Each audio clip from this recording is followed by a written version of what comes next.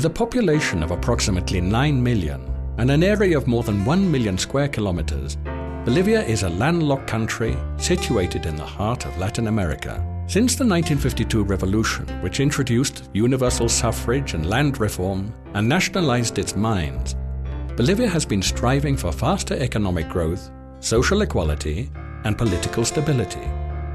After 50 years of mainly military rule and heavy government intervention, Bolivia returned to civilian rule to face the most severe hyperinflation in recent world history. At its peak in 1985, inflation reached 26,000% per year. The country and its people were in a desperate struggle for survival. Una vez que fui a cobrar mi sueldo, no tenía forma de poder agarrar los billetes. Once, when I collected my wages, I couldn't find a way to carry the banknotes. I had to buy a bag in which I could put the money so that it could fit in somewhere. Each note was worthless. I was earning 21 million bolivianos, which was nothing. Entonces fuimos al banco, al sindicato del Banco Central de Bolivia. In order to collect funds for the city, we went to the Bolivian Central Bank. I don't even remember how many thousands of millions I'm talking about.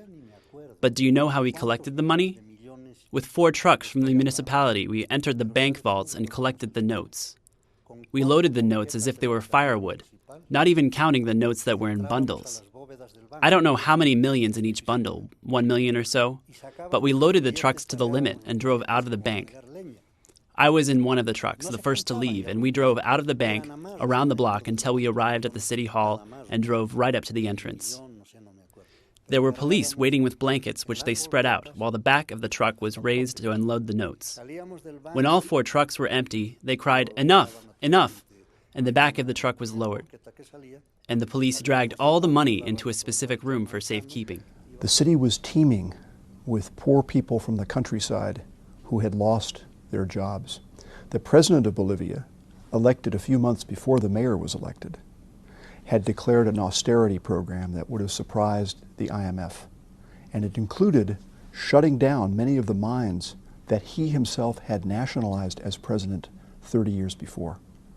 And the country was in economic shock. Possibly the most remarkable situation, which I have never seen anywhere in the hundreds and hundreds of other cities in which I have worked, is that there were no civil works, no activity, no maintenance, no work. Nobody was mending a fence or, upgrading the roof. Or in a city of millions of people, you have to have some civil works happening, even if you don't have big works. And in La Paz, there was nothing. When Ronald McLean Abaroa, a young entrepreneur and former Minister of Planning, was invited to run for the mayoralty of the capital city, La Paz, he was initially reluctant. He had envisioned a career as an economic minister in the national government. However, he took on the assignment and was elected as mayor. Immediately, he was struck with doubts about how he could manage the daunting task ahead. I was really, really shocked.